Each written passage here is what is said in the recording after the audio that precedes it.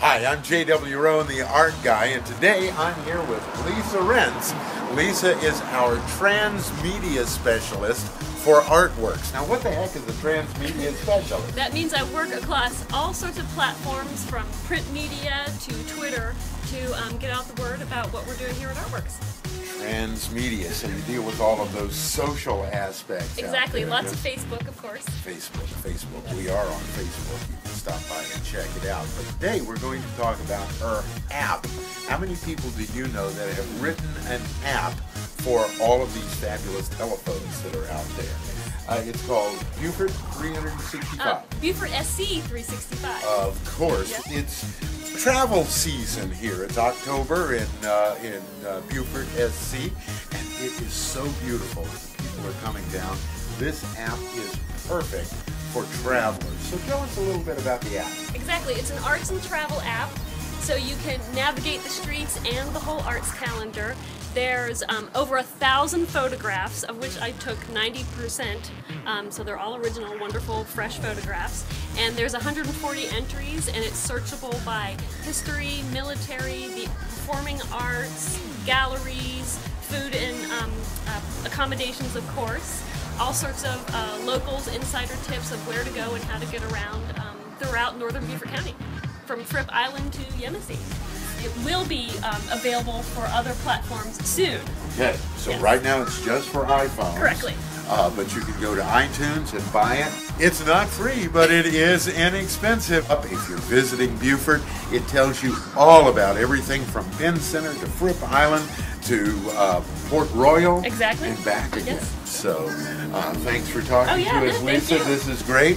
And check us out, because if you're not on our e-newsletter, that's one of the best places you can go to find out about everything we're doing. So stop by our website, artworksinbeaufort.org, and click on sign up for the e-newsletter. And there's a link to the app there too.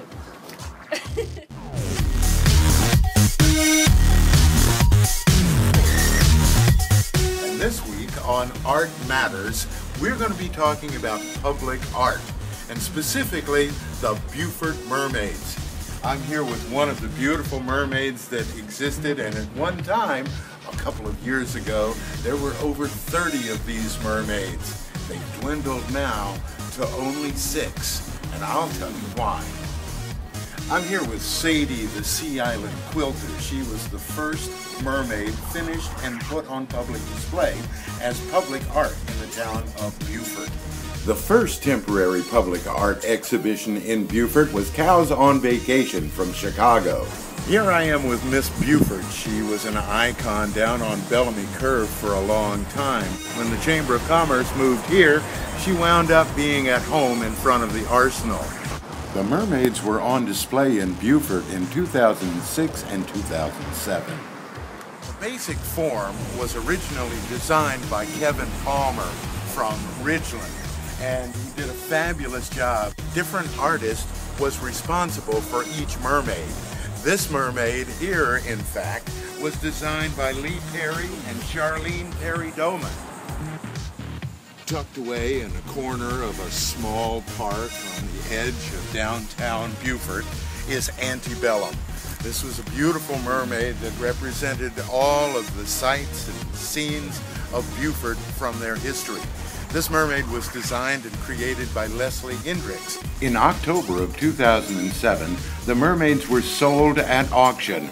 Some of them went as far away as New York, Florida, and Georgia. Public art can define a city, or it can just enhance its image. It can be found in lots of different ways.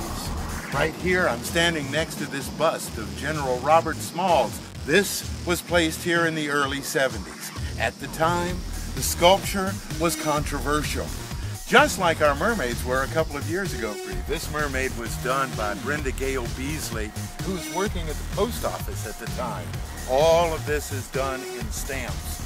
You know, the one thing about fiberglass art as public art is it has a limited lifespan. When we were looking at the Robert Smalls bust, you could see it was done out of bronze and will last forever. Much like the arches at McDonald's, some people use these mermaids as a point of interest to attract business to their shop. Some of the mermaids are still on public display. A few are tucked away in private gardens. But no matter where you find them, they're magical creatures. And now you know the story of the Beaufort mermaid.